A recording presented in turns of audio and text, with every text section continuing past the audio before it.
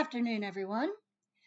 So, the YouTube critic to whom I was responding with my previous video about The Devil Wears Prada 2 and its supposedly insidious, sinister message, she has since come out with another video dealing with Supergirl and the question of whether or not the upcoming movie Supergirl will appeal to little girls.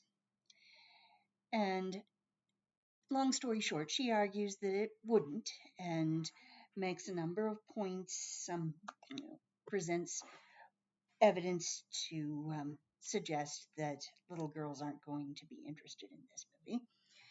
And one of the things that is particularly troubling to her is something she found in an interview with Supergirl star Millie Alcock about what she hopes girls will get out of this movie. She says she hopes for little girls to see that they can be their own hero. In other words, be your own hero is the message, the idea that she wants to put out there. Now, whether or not you think that having a message in a film at all is a little too heavy handed, I don't really want to address that. I want to address a couple of other things. First of all, be your own hero has been an ethos behind pretty much every single superhero movie ever made. Be your own hero. That's their mantra. That's particularly Spider Man's mantra as he decides that he needs to take charge, and with great power comes great responsibility, and all that sort of thing. So, superhero movies have been in vogue for over a decade now. And yeah, the enthusiasm for them in general is starting to wane a little bit. I noticed I liked Superman last year. I did like it. Liked it, didn't love it, but still thought it was a good movie, and yet response to it may have been a little more tepid than I would have really liked to see. But nonetheless, be your own hero. Spider Man, be your own hero. Batman, Superman, be your own hero. Why is this ethos just bothering this critic now? Why is now the time that that's a problem? Because she claims it's narcissistic. Well, if it's narcissistic with regard to Supergirl, why would it not be just as narcissistic when applied to Spider Man? So, I want to look at first the gendering of this whole idea of be your own hero. And then in my next video, I want to talk a little bit about what be your own hero might actually mean and whether or not that ethos is in fact narcissistic.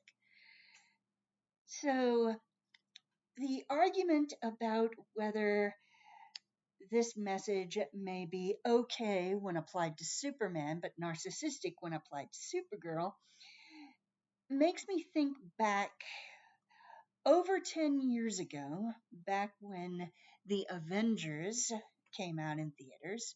So this is a good little while ago, although for me, being Gen X, it seems like just the blink of an eye. Oh, was it that long ago? But I still remember the controversy distinctly. Marvel, to market its movies, puts out merch. And among the merch that was put out for sale for the Avengers were t-shirts. One t-shirt, a blue t-shirt cut for boys, had the message, be a hero. And it had an image of Iron Man putting his fist through glass. Be a hero. So that was what was marketed to boys and to men. Girls got a very different shirt. Red with a slim fitting cut, V-neck, and a group of Avengers shown in the graphic, minus Black Widow. So the group of Avengers minus Black Widow and the message, I need a hero. So be a hero for boys and men, and I need a hero for girls and women. And this raised quite a lot of controversy back in the day.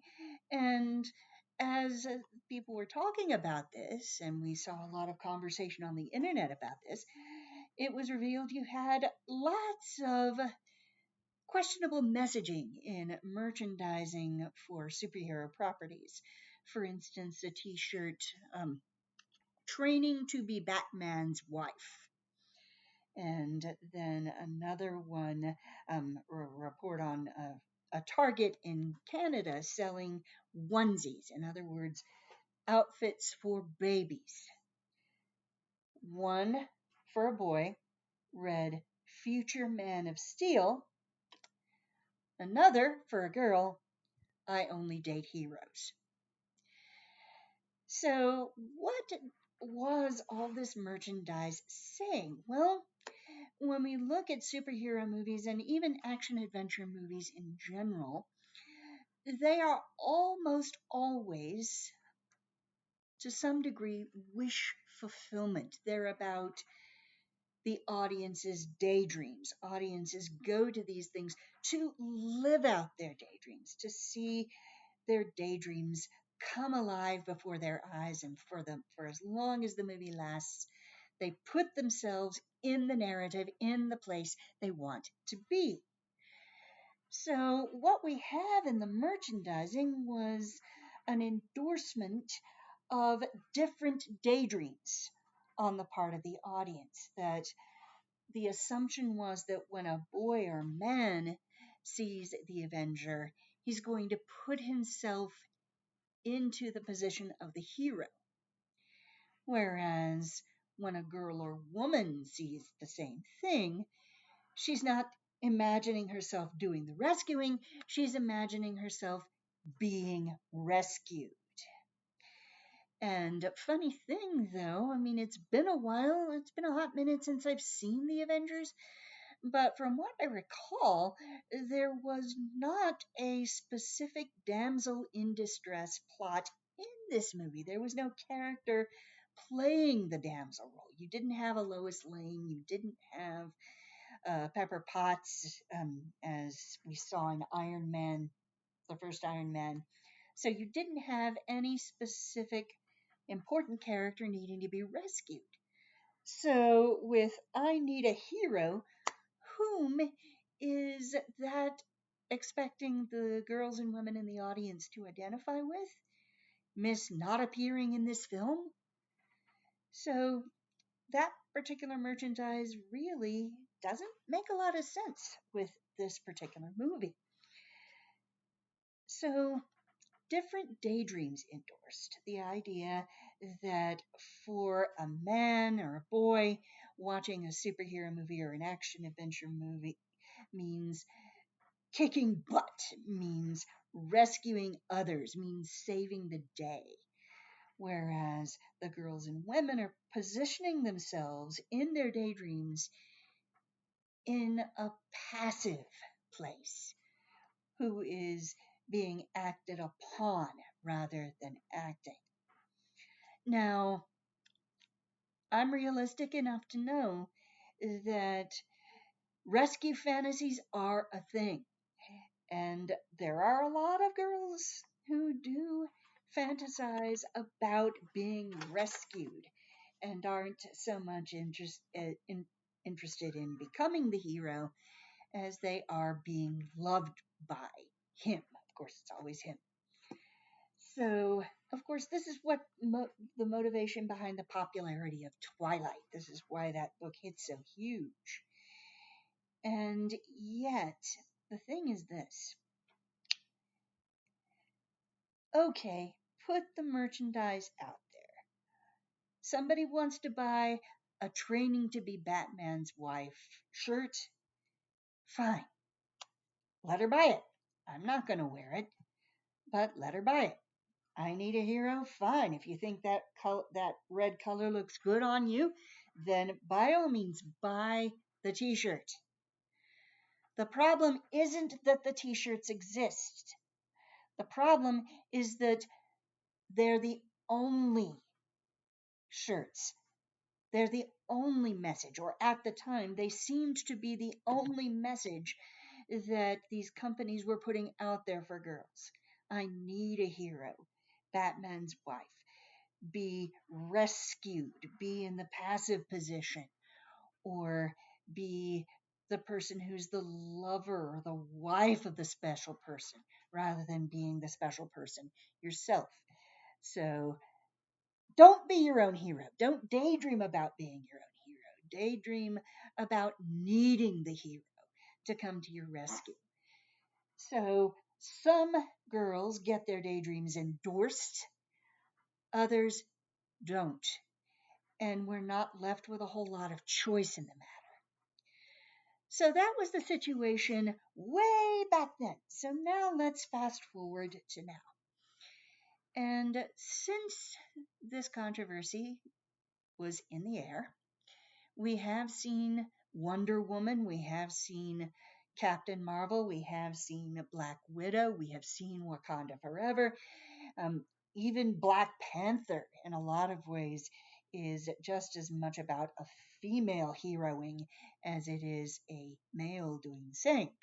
Because you have Black Panther, Nakia, Okoye, and Shuri, all four of them seem to play almost equal roles in terms of defeating villainy and in terms of saving the day and becoming the hero. Well, what's happened since then is that there's now a lot of pushback. So people are looking back on those t-shirts, looking back at the ethos behind that, and they're nostalgic for it. They want to go back there. They want to go back to that perspective.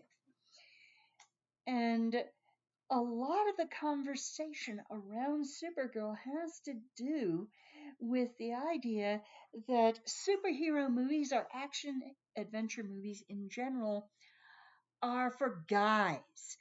Action adventure is a guy thing. And therefore, marketing to women or even representing women as more than love interest or villain is just a waste of time. It's counterproductive. That's what they believe. This critic, I would say, thinks like that, but a lot of other critics, a lot of male YouTube critics, the anti-woke brigade, they are hitting this hard as the release date for Supergirl approaches. That women don't want to see that. Women don't want to see other women kicking butt. They want to see The Devil Wears Prada 2 or something like Sex in the City. Let's just give them that.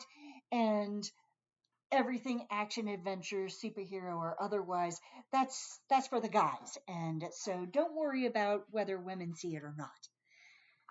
That's something they desperately want to be true. They want to believe this, that people like me, we don't really have any interest in seeing ourselves represented outside the realm of romantic comedy or contemporary comedy. That's really all we're interested in. So when some movies tank, like Furiosa tanked a couple of years ago, that they cling to that, they glom onto that as evidence for this theory. So to wrap it up, I'll just say that I'm not going to go sit through a bad movie just to prove these suckers wrong. But I hope like hell that Supergirl turns out to be good. And I hope like hell that as it turns out to be good, it will also turn a profit. Thank you.